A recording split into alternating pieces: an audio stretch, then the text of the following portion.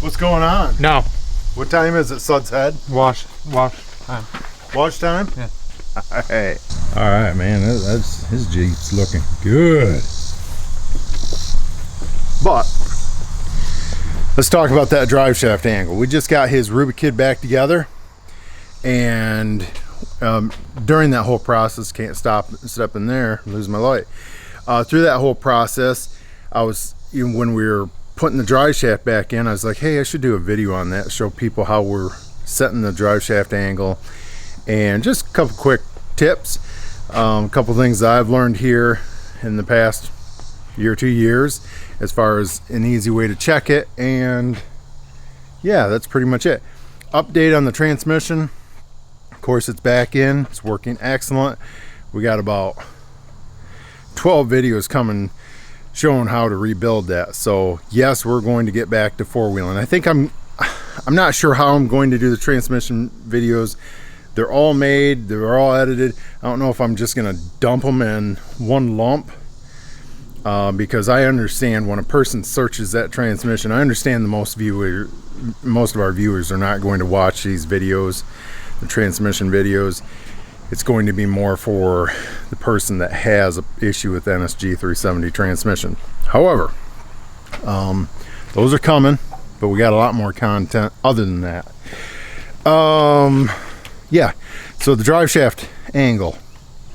So it can be misleading when you're looking at it. So and I think I stressed that in this video, that you really need to get in there with some type of way of checking it other than just your eyes. So, all right. We're at 10 degrees here.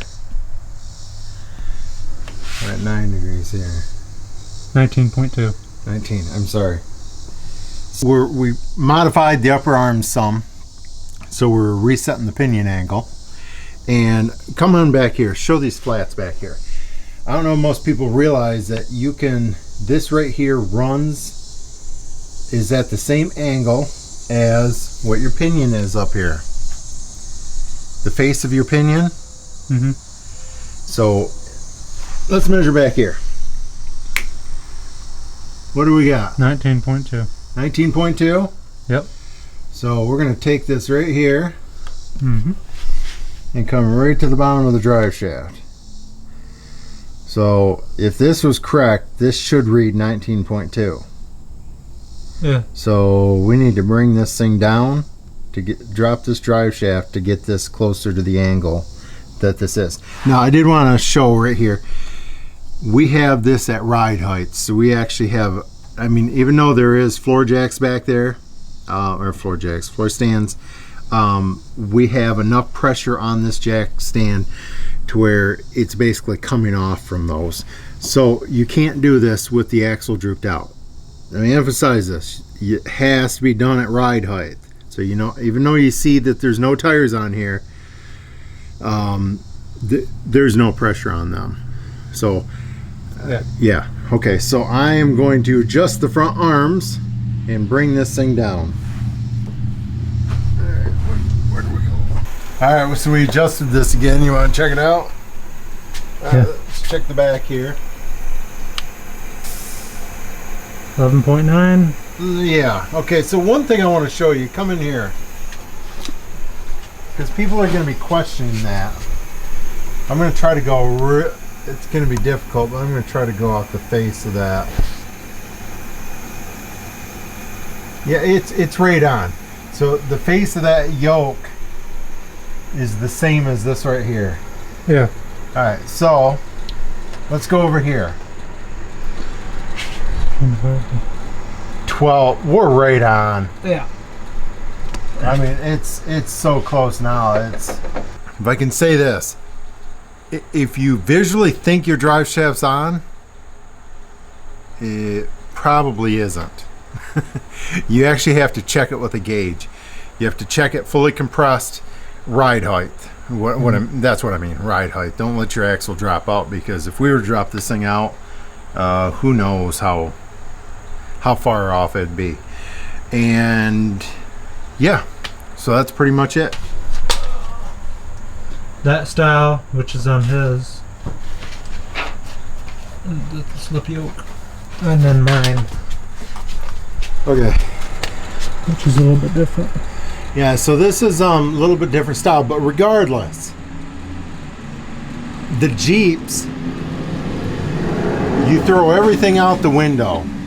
Throw everything out the window that you have seen and heard about setting drive shafts up on a Jeep, with it having this type of joint, or the one that's over on the Sahara. You set the yoke up, the pinion, I mean, and the rear of the drive shaft 100% level. Now, not level like this, but it should be straight line right here. All right, so we're gonna see how close I can do this in my iPhone. I'm gonna go into measure, and it's already set up for that. So I'm going to pick, we're gonna see how close this is to, oh wow, okay, so we're at 12. So it's repeating.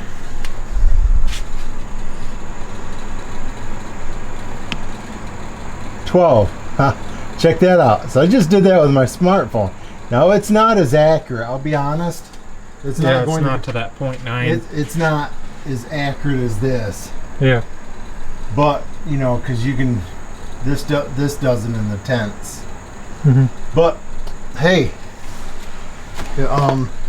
you'd be further off using your phone Just to get a rough. to get you there, as opposed, you know, if you don't have anything. So, and I bet, because I'm telling you, I'm looking right here at this axle and looking at the drive shaft, it does not look straight on. Would you agree? No, it doesn't. It looks like the pinion of the axle's rocked down. Yeah. It's just it's messing with your eyes, or it's an illusion. So, all right, just a little tip. See yas. What are you doing? Critter. I've never washed up on top of a ladder like that. Do it all the time. All the time?